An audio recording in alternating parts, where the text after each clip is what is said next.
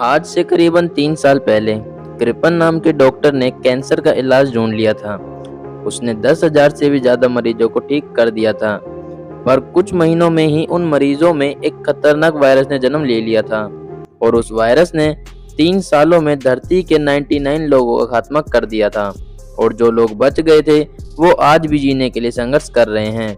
अब हम अमेरिका के रॉबर्ट नेविल नाम के आदमी को देखते हैं, जो अपने डॉग सैम के साथ हिरणों का शिकार कर रहा होता है। एक हिरण को वह गोली मारने वाला होता है कि इतने में ही एक शेरनी उस पर झपट्टा मार देती है।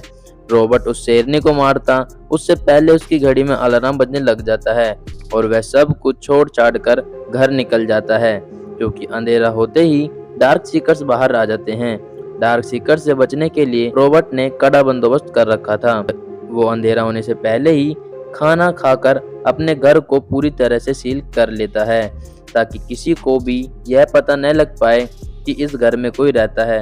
अब कहानी के फ्लैशबैक में दिखाया जाता है जहां रॉबर्ट अपनी फैमिली को न्यूयॉर्क से बाहर निकालने के लिए एयरपोर्ट जाता है। तभी रेडियो पर यूएस प्रेसिडेंट का फरमान आता है और वह बोलता है कि वायरस फैलने के कारण न्यूयॉर्क सिटी को क्वारंटीन किया जा रहा है।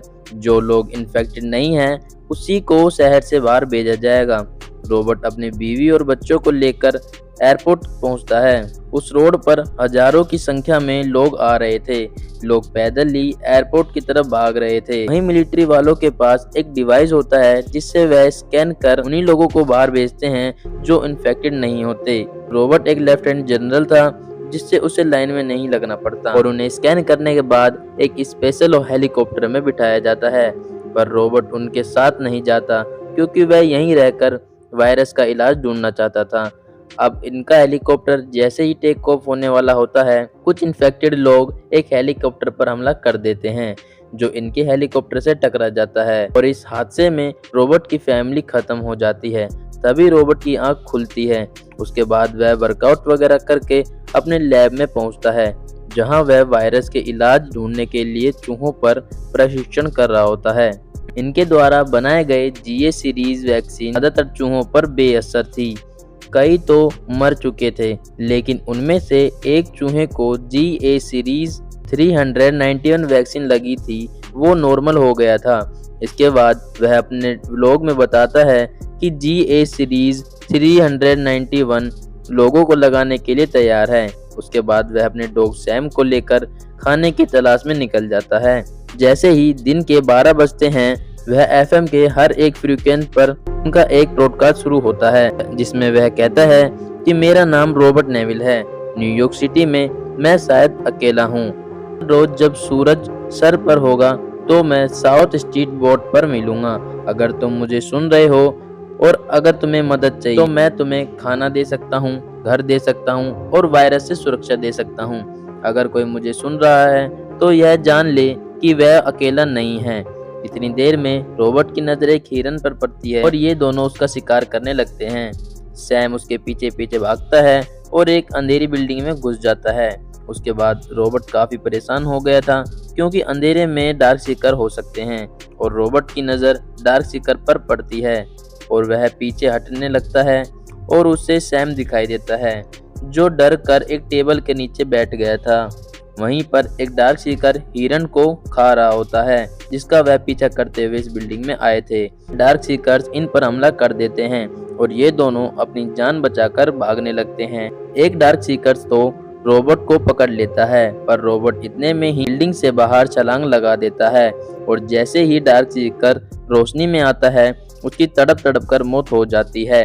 अब रॉबर्ट सैम को गाड़ी में बैठाकर एक ट्रैप तैयार करता है और उस ट्रैप में एक डार्क सीकर को फंसा लेता है। इसे बचाने के लिए उसका पार्टनर बाहर तक आ जाता था। ये डार्क सीकर एक फीमेल थी, जिसके गर्दन पर तितली का टैटू बना होता है। अब रॉबर्ट इसे जीए सीरीज वैक्सीन देता है, जिससे उसका टेम्परेचर नॉर्मल होने लगता है। यानी कि वैक्सीन काम कर रही थी, लेकिन वह थोड़ी देर में तड़पने लगती है और उसकी सांसें रुक जाती हैं और उसे जिंदा रखने के लिए रॉबर्ट कृपन वैक्सीन का डोज दे देता है। मतलब यह वैक्सीन काम की नहीं थी। रॉबर्ट उसे वहीं लॉक कर लैब से बाहर आ जाता है। अगले दिन जब वह अपने पॉडकास्ट के लिए जा रहे होते हैं, तभी इन्हें एक पुतला दिखाई देता है। रोबोट यह सोचता है कि अगर शहर में कोई जिंदा नहीं है तो यह शोरूम से बाहर कैसे आया, लेकिन पता चलता है कि वहाँ एक ट्रैप बिछा हुआ था जिसमें फंसते ही रोबोट का सर जमीन पर लग जाता है और वह बेहोश हो जाता है। जब उसे होश आता है वह देखता है कि सूरज ढलने वाला ही होता है।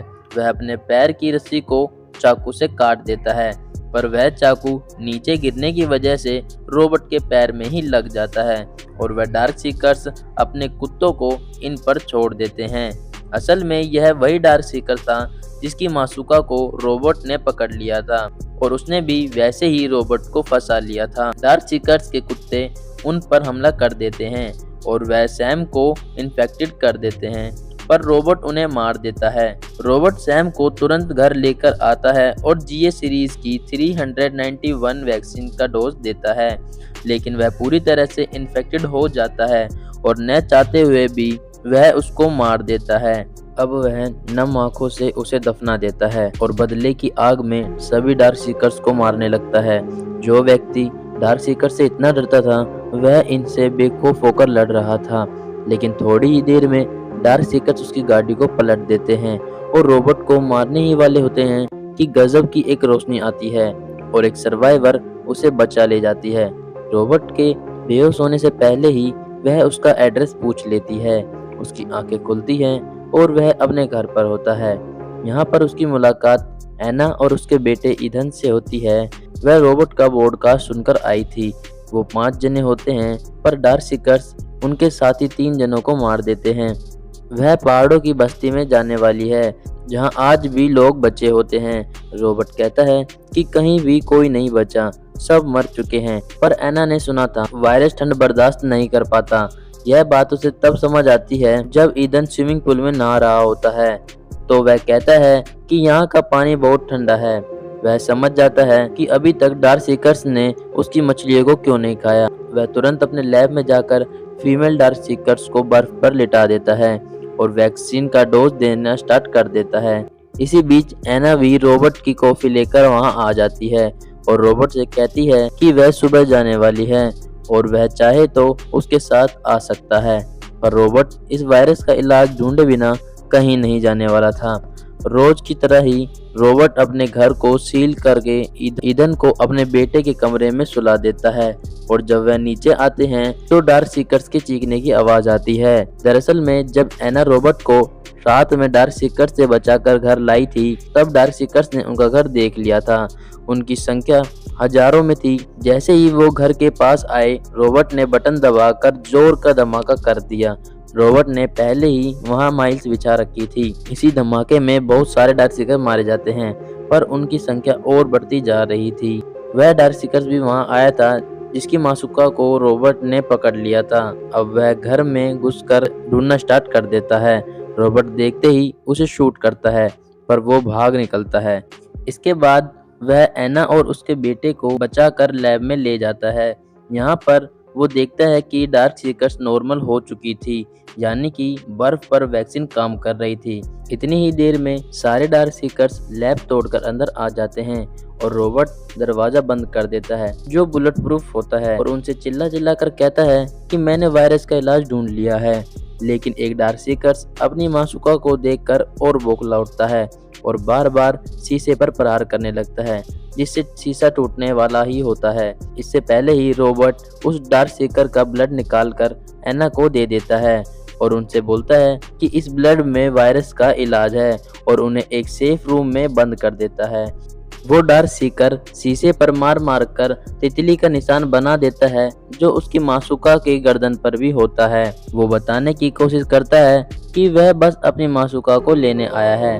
रोबोट उसकी फीलिंग समझते ही उसे क्रिप्टन वैक्सीन देकर उसे सौंप देता है और वह इन्हें सही सलामत जाने देते हैं। इसके बाद ये वेमोन की घाटी की ओर निकल जाते हैं और हमारी आज की कहानी यहीं पर समाप्त होती है।